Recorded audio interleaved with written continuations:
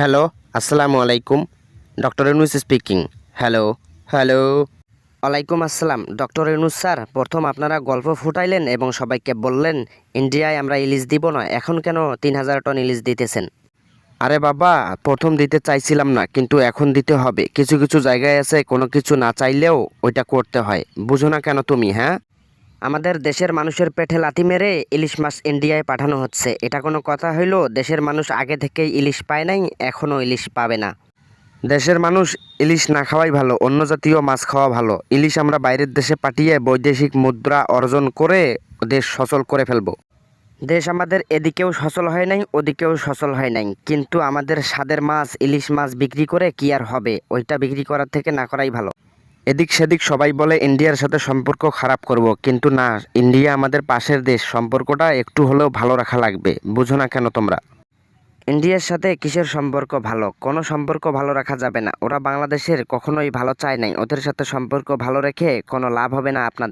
লাভ হবে কি হবে না সেটা পরে দেখা যাবে, কিন্তু সম্পর্কটা ভালো রাখা লাগবে। পাশের দেশ ইলিশ মাছ চাইছে, সেটা কি না দিয়ে পারা যায়? অবশ্যই দিতে হবে।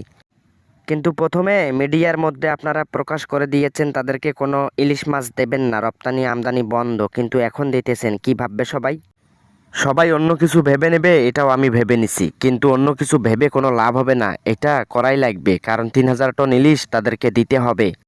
এই জন্য বলি ডক্টর ইউনুস স্যার, যে কোনো কথা বুঝে শুনে বলাই ভালো, কারণ এমন কিছু বলা যাবে না যেটা মানুষের চোখে খারাপ হয়ে যায়। ঠিক আছে, এইটা বললাম।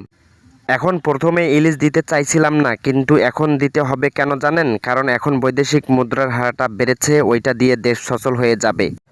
বৈদেশিক মুদ্রার কত টাকা আয় আসবে এখানে বাংলাদেশে, কিন্তু মানুষ এই ইলিশ মাছ থেকে পিছিয়ে থাকলো, মানুষ আর ইলিশ মাছ খাইতে পাইলো না। তুমি পাগল হইছো? ওদেরকে কি আমরা সবসময় ইলিশ মাছ দেবো নাকি? সবসময় ইলিশ মাছ পাঠাবো নাকি? এটা পূজা উপলক্ষে রিকোয়েস্ট করেছে, তাই পাঠাবো। আমাদের ইলিশ না খাইলে ওদের পূজাই হবে না, এজন্য বারবার রিকোয়েস্ট করে ওরা। আমাদের কিছু ছাড়া ওদের কিছু মিলে না। একটা কথা বুঝেন নাই স্যার?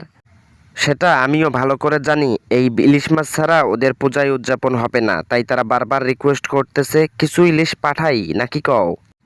আমি আর কি বলি স্যার, ইলিশ পাঠাইতে চাইলে পাঠাই ফেলেন, সমস্যা নেই, কিন্তু দেশের মানুষ সারা জীবন ইলিশ না খেয়ে আছে, এখনোই খাবে না, কি আর করবে? সমস্যা নাই, এই মাসে হয়তো বা পরের মাসে একটু শর্টকাট পড়ে যাবে ইলিশের, কিন্তু তারপর আবার স্বাভাবিক হয়ে যাবে। দেশের মানুষ আবার আগের মতো ইলিশ খাইতে পারবে। দেশের মানুষের শখ হয়ে গেছে ইলিশ মাছ খাওয়াটা, কারণ এটা হবি হয়ে গেছে। এটা চাইলেও ওই অন্য অন্য মাছের মতো খাইতে পারে না, যে পরিমাণ দাম। এই মাছটা একটা আমাদের দেশের স্পেশাল মাছ, তাই এই মাছের দাম বেশি। অন্য দেশে রপ্তানি আমদানি করলে অনেক বৈদেশিক মুদ্রা অর্জন করে দেশ সচল করা যায়। স্যার, দেশের মানুষের একটু শখ, দেশের যেহেতু জাতীয় মাছ ইলিশ, এই জাতীয় মাছকে খাইতে পারে না। একটু দাম কম হইলে সবাই একটু খাইতে